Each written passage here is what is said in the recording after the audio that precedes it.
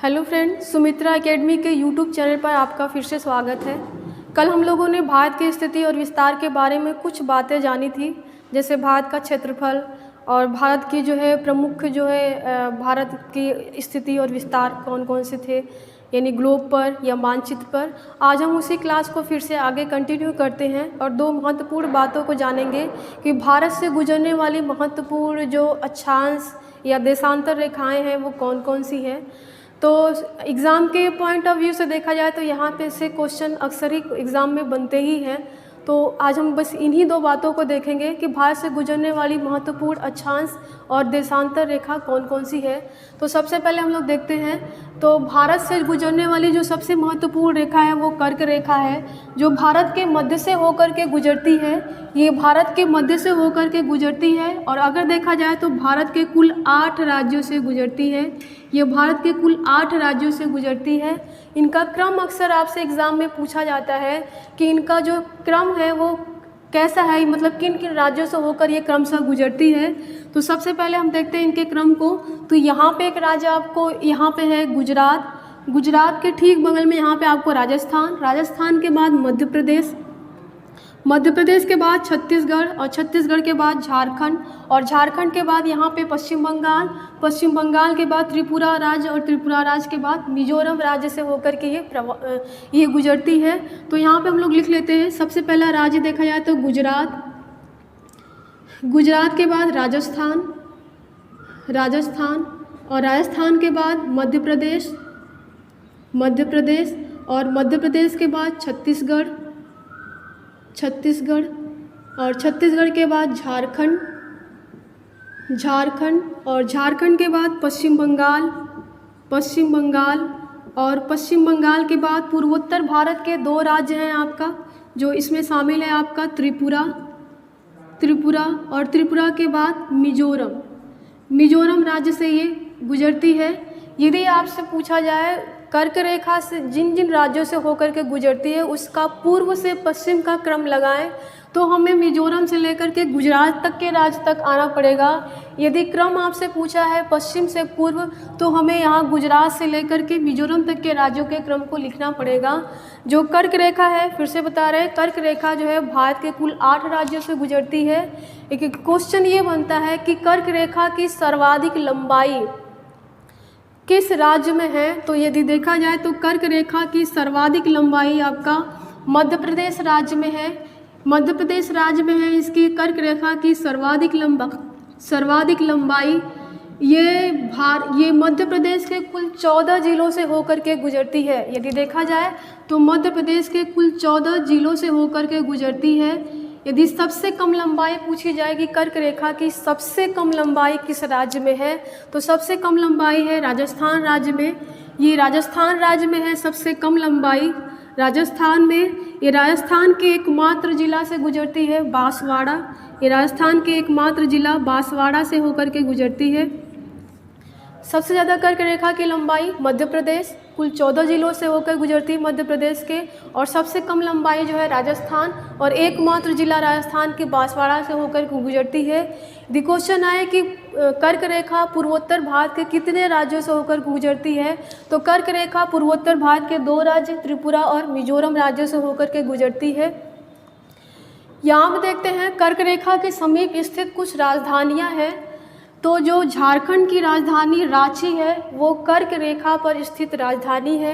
Exam में question कई बार पूछा है कि कर्क रेखा पर स्थित राजधानी कौन सी है, तो झारखंड की राजधानी रांची है। इसके अलावा कर्क रेखा के समीप स्थित राजधानियों की बात की जाए तो गुजरात की राजधानी गांधीनगर और मध्य प्रदेश की राजधानी भोपाल, ये कर्क रेखा के दक्षिण में स्थित है।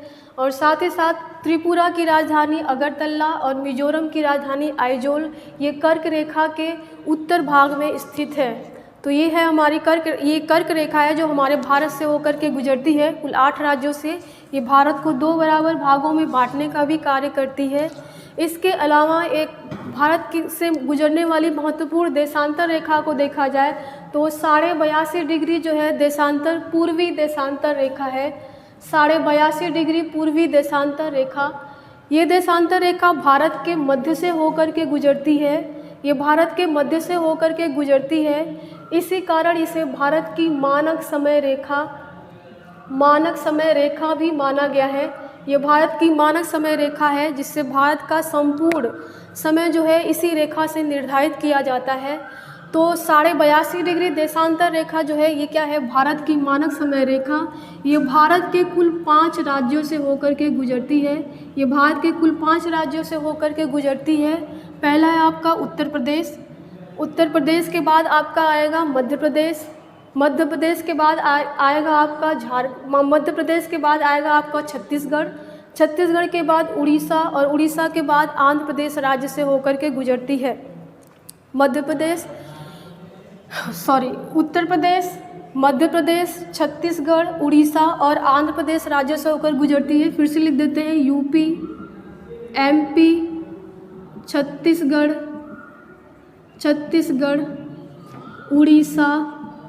उड़ीसा और आंध्र प्रदेश राज्य से होकर के ये गुजरती है। ये रेखा भारत की मानक समय रेखा। यदि पूछा जाए भारत की मानक समय रेखा जो है कहाँ से गुजरती है, कई बार क्वेश्चन पूछा है, तो ये इलाहाबाद के नैनी, यानी यूपी में है इलाहाबाद का नैनी, यहीं से ये प्रवेश करती है। तो इलाहाबाद के नैनी, और राज्य में देखा जाए तो सर्वाधिक निकट मिर्ज़ापुर का राज्य है आपसे, तो इलाहाबाद के नैनी या मिर्ज़ापुर से होकर के ये रेखा गुजरती है। और ये इसी रेखा के द्वारा जो है भारत की मानक समय रेखा निर्धारित की गई है। एक क्वेश्चन माइंड में ये भी आता है कि 82.5 डिग्री देशांतर रेखा को ही मानक समय क्यों माना गया है।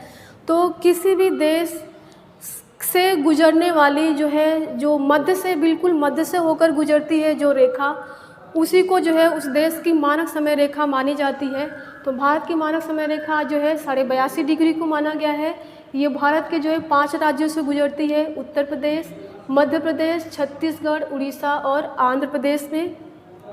यहाँ पे देख रहे हैं आप, यहाँ पे जो भारत की मानक समय रेखा है और कर्क रेखा एक दूसरे को यहाँ पे काटते हुए क्या है, गुजर रहे हैं। और ये राज्य आपका है छत्तीसगढ़, ये राज्य है छत्तीसगढ़। तो भारत की मानक समय रेखा कर्क रेखा को छत्तीसगढ़ राज्य में जो है काटते हुए गुजरती है। कर्क रेखा भारत की मानक समय रेखा को जो है छत्तीसगढ़ राज्य में जो है काटते हुए गुजरती है। तो भारत की मानक समय रेखा जो है कर्क रेखा को छत्तीसगढ़ राज्य में काटते हुए गुजरती है। यहाँ पर देखते हैं, एक क्वेश्चन पूछता है अरुणाचल प्रदेश के समय में और गुजरात के समय में कितने घंटे का अंतर पाया जाता है।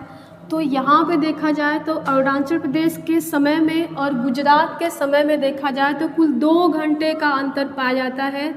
2 घंटे का अंतर। क्वेश्चन अगर ये है कि गुजरात में, अगर क्वेश्चन ये है कि अरुणाचल प्रदेश में यदि सुबह के 4 बजे है तो गुजरात में सुबह कितने बजे होगा, तो जाहिर सा बात है 2 घंटे के बाद ही होगा। इस अंतर का मुख्य कारण है देशांतरी रेखाओं का विस्तार भी है।